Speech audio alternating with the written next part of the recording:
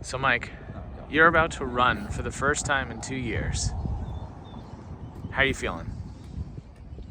Well, right now I'm feeling good. I'm gonna feel pretty terrible at the end of it, but we do what we gotta do.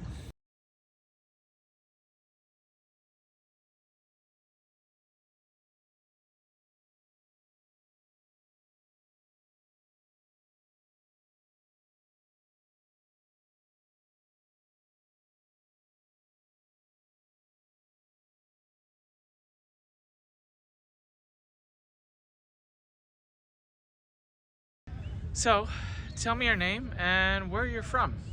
My name is Michael Sparacino, and I am from Queens, New York City. How did you become interested in the New York City Marathon? Well, I always saw it on TV as a kid, and then as I got a little older, I would actually go to the halfway point of the marathon and watch on the side of the road cheering people on with a couple family members. And that turned into, okay, maybe I'll run it someday, because a couple of my cousins have run it. Now, prior to the first marathon that you did run, did you have any prior running experience?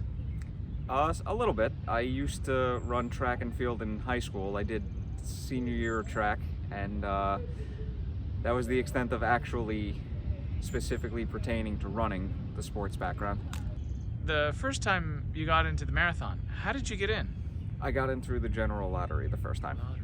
For those that have never run the New York City Marathon but are interested, what is the process of applying to run in the New York City Marathon? Well, I know there's 3 ways of potentially getting in. One, through the general lottery, which is not guaranteed entry. 2, run for charity, which is guaranteed entry, but you have to raise a specific amount of money.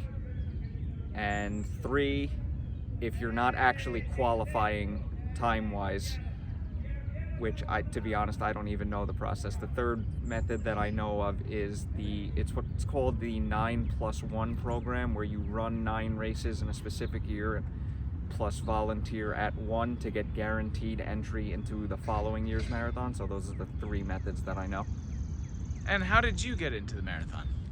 This year I got in through the general lottery, which is the same as last time, back in 2018. So you've finished the marathon. You've completed the whole thing. You've run all 5 boroughs of New York City. I can't imagine how your legs felt, but how did you feel finishing? What was your overall time? Well, I finished with a time of 4 hours, 29 minutes, 24 seconds. The fact that I got it under 4.5 hours was just amazing to me. What I felt when I actually crossed the finish line, I felt fantastic because I got a second wind of adrenaline at the very end of the race. I ended up being extremely out of breath, but not the out of breath where I felt the need to lay down right away and things like that, but that would come a couple minutes after. But when I initially crossed, it was a feeling of elation that, holy crap, I just ran and finished my first marathon and got past the finish line and everything, picked up my medal and all that. I sat down for a little bit to drink some Gatorade and get some electrolytes in my system. And I would say probably 3 to 4 minutes after that is when it really started to set in, and the pain and the soreness really started to set in. So it went from feeling phenomenal to feeling, okay, yeah, tomorrow is going to be a problem moving around. Now, what are your goals for this marathon? What do you want to achieve in terms of personally? Well, there's a couple of goals I have in mind. Number 1, first and foremost, run it faster than last time. So beat 4 hours, 29 minutes, 24 seconds. That's goal number 1. Goal number 2, get back in shape, because at the time of today, not only am I in pretty bad shape, but I've not done anything. Running, workouts, anything of that nature in about 2 years. So that is goal number 2. Goal number 3, lose a couple pounds, because since my last marathon I have put on about 15 pounds and I'm feeling the difference. So goal number 3, get back to my weight that I was when I ran it the first time. And unofficial goal number 4, if I can inspire or give any type of advice to anybody who either wants to run their first marathon or hasn't run one in a very long time and wants to run another one, hopefully I can provide some inspiration or motivation. Now, speaking of end goals and comparatively to your first marathon, what are we currently documenting? Well, we're currently documenting who I am, what I want to achieve training this time around, what I want to achieve in the actual race, what I want to achieve in between runs, in the gym workouts and all that stuff. I want to track my progress this time around legitimately, and when all is said and done, I'm hoping to put together something special. I'm excited. Thank you, Michael. Thanks, Tom.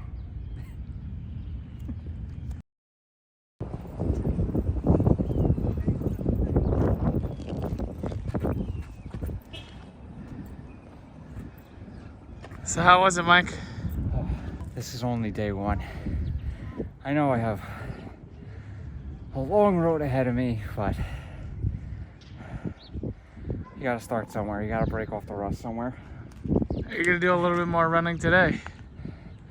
No, today was just a mile. That was it. That's all. I usually try to, whenever I do run, save everything I have left in the tank for the last like 100 meters or so, but today it's just, I've gone so long without running or working out in general that I just have nothing. So you got to start somewhere, but 7 months. Today is Thursday, April 13th. It's about 71, 72 degrees out right now with humidity of 50%. So it's been it's a lot warmer than it has been recently. It's gonna go back down, but kind of glad that a day like this is happening in April, so I can sort of get used to this come midsummer. So gonna go slow today, try and do 3 miles after only being able to do 2 miles yesterday with my knee just killing me. So gonna take it slow and just get the mileage in today.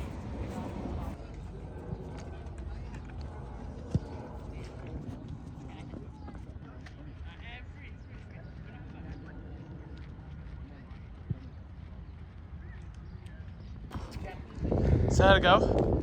Oh man, the humidity was kind of high. Temperature wasn't ideal, but it wasn't too hot. But overall, I think it went well. Nothing's hurting right now, unlike yesterday when my left leg was killing me and I was only able to do 2 miles. But I felt a little bit of that today, but thankfully it went away rather quickly, and this ended up being an okay day. Now there's going to be days where things are going to hurt. In general, your run is just not going to go the way you want it to. That's just a fact you're going to have to live with training for a marathon. That was yesterday for me. Feeling better today. I'm expecting to hit more of those days, the bad days, over the summer, especially when it's hot and humid out. But today, I did what I wanted mileage-wise. While the time wasn't terrific, I just got to build up the mileage. So Mike, it's about April. You have a little less than 7 months to go. You're doing about 4 miles a day, give or take. As we get closer and closer to the New York City Marathon, how does your training improve? Where does it go from here? Well, it's currently the 2nd week. Today in particular, Thursday, April 13th, I'm doing 2 to 3 miles per run. 2 on bad days, 3 on days where I'm either feeling good or great. I don't want to ramp up the mileage too much too quickly, because I went from absolutely nothing exercise-wise to now I'm training for the marathon, so it's going to be a gradual process, but by the end of this week in particular, I want to do a 4-mile run. By the end of the month, which is about 2.5 weeks from now, the plan is to get a couple 5-mile runs in. One in particular at the end of this week, and then hopefully by the start of May, I'm doing minimum 4-mile runs every day, even on bad days. So that's the plan right now. Right now, me recording this, it's Wednesday, July 19th. 2 days ago, I did my first workout in about 2 years. I'll throw some footage of that in right now, but I'm very sore at the moment, but I want to talk about my progress overall since the beginning of this to really end episode 1. So let's go all the way back to April. April 4th or 5th, the first Monday, I was able to only do a 1-mile run to go on my first run in at least 1.5 years or 2 years.